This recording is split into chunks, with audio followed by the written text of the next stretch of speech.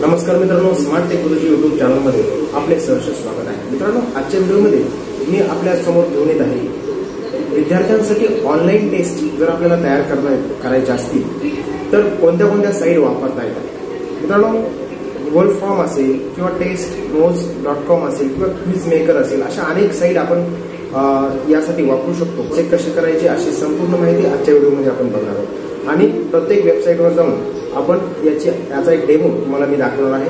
मित्रांनो, व्हिडिओ शेवटपर्यंत बघत राहा आणि जाणून घ्या संपूर्ण माहिती। मित्रांनो, तुम्हालाही ऑनलाईन टेस्ट तयार करायची असेल तर हा व्हिडिओ तुमच्यासाठी आहे। मित्रांनो, व्हिडिओ शेवटपर्यंत बघत राहा। मित्रांनो, आपल्याला गुगल फॉर्म, टेस्टमोज, क्विज मेकर याद्वारे ऑनलाईन टेस्ट तयार करता येतात। या व्हिडिओमध्ये आपण जाणून घेणार आहोत गुगल फॉर्मद्वारे टेस्ट कशी तयार करायची, त्याची लिंक विद्यार्थ्यांपर्यंत कशी पोहोचवायची, त्याची रिस्पॉन्स कशी चेक करायची। चला तर जाणून घेऊया गुगल फॉर्मविषयी संपूर्ण माहिती। मित्रांनो, आपल्या कॉम्प्युटरमधील किंवा मोबाईलमध्ये क्रोम ब्राउझर असेल, त्या क्रोम ब्राउझरमध्ये आपण गुगल फॉर्म असे टाईप करायचे।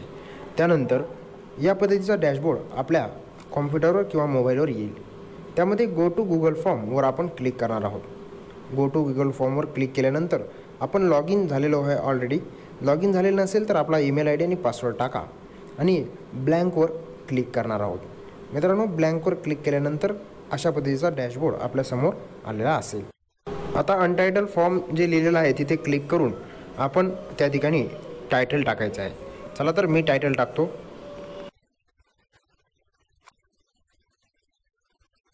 मित्रांनो, या ठिकाणी डिस्क्रिप्शनसुद्धा आपण टाकू शकता। आपली चाचणी कशाबद्दल आहे, त्याची संपूर्ण माहिती कशी सोडवायची वगैरे या ठिकाणी तुम्ही डिस्क्रिप्शनमध्ये लिहू शकता।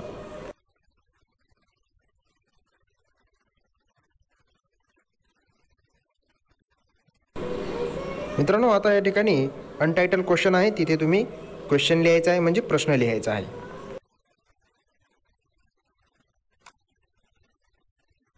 मित्रांनो, प्रश्न लिहिल्यानंतर आता इथे ऑप्शन आहेत। या ऑप्शनच्या ठिकाणी आपण आपले चारही ऑप्शन देऊ शकतो। बघा, मी देतोय। ऑप्शन ॲड करण्यासाठी इथे ॲड ऑप्शनला क्लिक करायचं आहे आणि आपण ऑप्शन त्या ठिकाणी टाईप करायचा आहे। या ठिकाणी 4 ऑप्शन झालेले आहेत। ऑप्शन 4 झाल्याच्या नंतर खाली रिक्वायर्ड बटनवर आपण क्लिक करायचं आहे, जेणेकरून विद्यार्थ्यांना तो रिक्वायर्ड राहणार आहे। त्यानंतर या ठिकाणी प्लसचं चिन्ह दिसते बघा, या प्लसच्या चिन्हावर क्लिक केल्याच्या नंतर या खाली नवीन प्रश्न येणार आहे। बघा, खाली नवीन प्रश्नाची जागा आलेली आहे। इथे नवीन प्रश्न आपण लिहू शकता। नवीन प्रश्न लिहून खाली परत एकदा ऑप्शन द्यायचे आहेत। या ठिकाणी आपण प्रश्न टाईप करूया अ ब क आणि ॲड ऑदरवर क्लिक केल्यावर ऑप्शन तयार झालेले आहेत। बघा, इथे ऑप्शन आपण टाईप करायचे आहेत। 1 2 3 4 ऑप्शन आपण तयार केलेले आहेत। ठीक आहे। त्यानंतर हे ऑदर आहे ते कट करून टाकलेलं आहे। परत हा प्रश्नसुद्धा आपण रिक्वायर्ड केलेला आहे। रिक्वायर्ड केल्याच्या नंतर या ठिकाणी परत एकदा दुसरा प्रश्न आपण प्लसच्या चिन्हात जाऊ शकतो।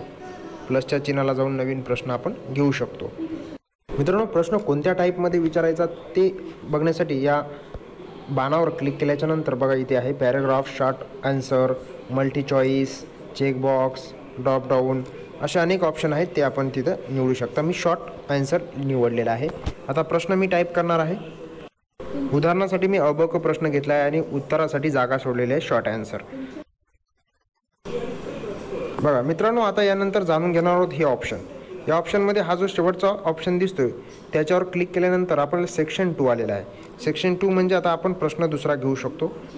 यामध्ये अनटायटल सेक्शनमध्ये टाईप केल्याच्या नंतर आपण दीर्घोत्तरी प्रश्नसुद्धा विद्यार्थ्यांना सोडवायला देऊ शकतो। बघा, अशा पद्धतीनं मित्रांनो सेक्शन 2 मध्ये आपण या पद्धतीचा प्रश्न प्रकार लिहिलेला आहे।